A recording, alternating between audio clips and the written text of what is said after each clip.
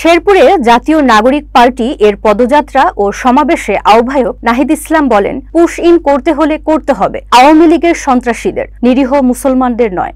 তিনি অভিযোগ করেন, কোটা সংস্কার আন্দোলনের এক দফা দাবির মুখে শেখ হাসিনা দিল্লিতে পালিয়ে গিয়ে দেশবিরোধী ষড়যন্ত্র করছেন। রোববার বিকেলে শেরপুর শহরের থানামোড় চত্বরে অনুষ্ঠিত এ সমাবেশে সভাপতিত্ব করেন ইঞ্জিনিয়ার মোহাম্মদ লিখন মিয়া। বক্তব্য দেন এনসিপি কেন্দ্রীয় সদস্য সচিব আখতার হোসেন, সার্জিস আলম, সামান্তা শারমিন, তাসনিম জারা, লুৎফর রহমান সহ অন্যান্য নেতৃবৃন্দ। সমাবেশ পূর্ব পদযাত্রায় হাজারো মানুষের উপস্থিতিতে শহরের কলেজ মোড় থেকে থানা মোড় পর্যন্ত জনস্রোতের সৃষ্টি হয়। নিরাপত্তা নিশ্চিত করতে ছিল কড়া পুলিশি পাহারা।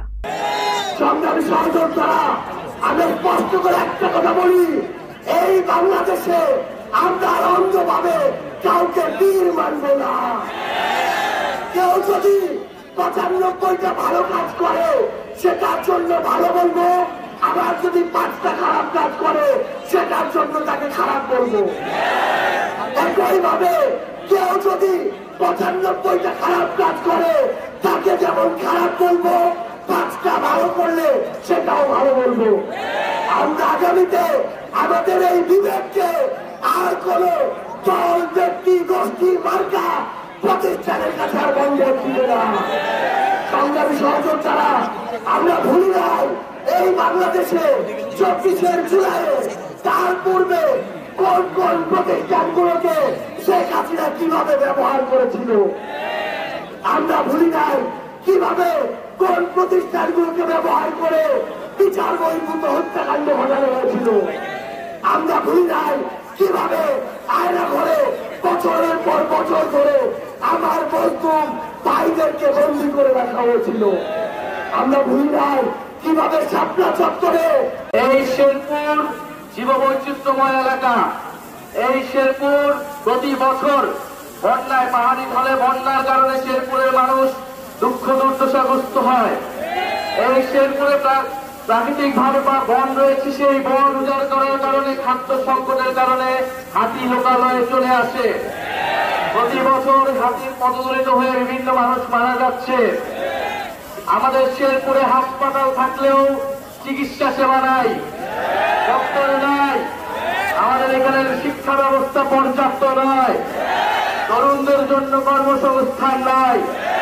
শেখ হাসিনা বাংলাদেশকে বিগত আমলে, আপনারা হয়তো শেখ হাসিনা ৩০ বছর এই শেরপুর শাসন করেছে আওয়ামী লীগ, কিন্তু শেরপুর প্রকৃত উন্নয়ন পায় নাই। উন্নয়ন পেয়েছে শুধুমাত্র সে পথে থাকবে মাটি কামড়ে, তারাই হচ্ছে প্রকৃত কর্মী। আমার হাজারে হাজারে লাখে লাখে কর্মীর প্রয়োজন নাই। যারা সংকটকে মোকাবেলা করবে, আমার ওই কর্মীগুলাই আমার প্রয়োজন। যদি সেটা ১০ জন হয়, যদি সেটা ৫ জন হয়, ওই কর্মীদেরকে নিয়েই আমরা রাজনীতি করতে রাজি আছি।